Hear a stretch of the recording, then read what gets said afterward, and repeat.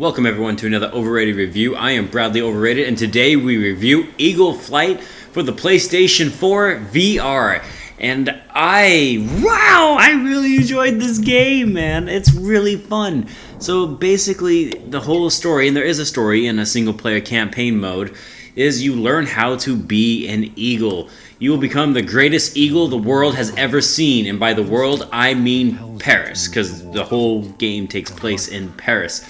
In the future, humans must have done something stupid, which is believable because we do things stupid now, that has basically caused our extinction, and now animals have once again taken over the planet. And you play as an eagle who is just learning how to become the greatest eagle that he can be.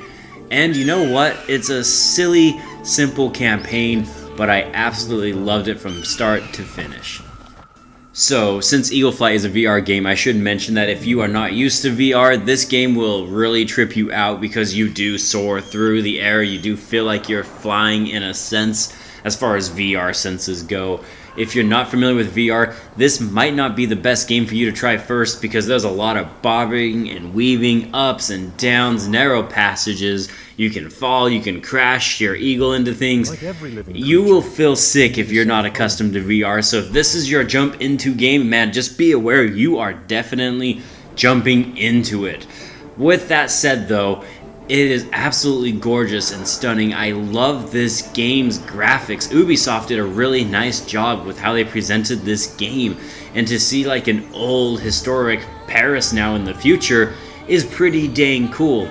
There are many things you can do in this game other than the campaign, or to just while you play the campaign, such as collect feathers, do these obstacle challenges, race challenges, collect fish. There's a lot of different things that the game will provide you in terms of content. Having said that, I do wish there was a little bit more, and I wish there was more than just one map. Paris is all you get, and it's beautiful, and I love it. It's cool to see now, old Eiffel Tower that has plants and stuff growing around it, and it's old and rustic, decaying kind of vibe. But at the same time, I wanted to see more cities. I thought maybe I'll get to see Italy or the Big Ben Tower from England, you know what I'm saying? Just something different, but unfortunately there's only one map, but it is in fact a gorgeous map with a fantastic soundtrack to complement it. So there are a few other things I need to talk about, and I'll talk about objectives and what you can do in the game in a little bit, but there's one thing I needed to bring up right now, and that's there is an online mode. You can play a little sort of catch and mouse game with other people online. Unfortunately, I cannot play it because nobody is apparently online, even though there's leaderboards for certain challenges in this game, and I can see that people have played this. I cannot play online though. I've tried 2 or 3 times, nobody seems very interested in playing that, so I'm not going to judge this game on that mode because if I can't play it, I can't critique it, and I will not critique a thing that I can't play. That just seems silly. But the challenges, man. These challenges are awesome in this game. Like I said, apart from collecting things, there are some awesome and very difficult challenges where you are going through narrow passages, left and right, up and down, looking for shortcuts, trying to get the best time so you can get 3 stars. And it can get crazy hard, and I love that this game, for just being basically a fly anywhere you want to type of game, that they have these challenges. They give you something else to play for, and they are a lot of fun to do. Sometimes they can feel a little bit on the same, because like I said, when you play the same map, how many different sections can you go through or experience before you start feeling like you're doing the same thing?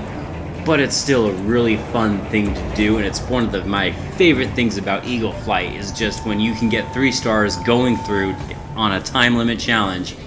It's a great feeling. That kind of honestly sums up Eagle Flight in a nutshell. I mean, this is a casual review. I don't do anything too spectacular here. I show some gameplay, I talk about it, I give it a letter score. Speaking of letter scores, it's time now to give it a letter score, and I do letter scores because I always dreamed of being a teacher, which I am not, and I don't know why I'm not, but hey, whatever. Let's do this. A being the best, F being the worst, and Eagle Flight, man, I freaking loved it. But there were some issues, like I said. I wanted more maps, I wanted a few more things to do. The game starts to get just a little bit repetitive in a sense towards the end. But overall, man, I am so happy I played this game. It is so cheap now. There's no reason to not pick it up. So I give Eagle Flight a B.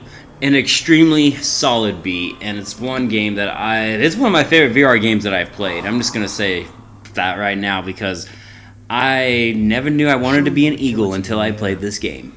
And that, my friends, concludes this overrated review, and I just want to say thank you so much. If you enjoyed this content, you can pelvic thrust that subscribe button, lick that like button, and if you didn't enjoy this content, there is that subscribe button that you can hit so you can comment on how stupid all my videos are, so you make sure you do that, you know. Oh, and don't forget to smash that dislike button.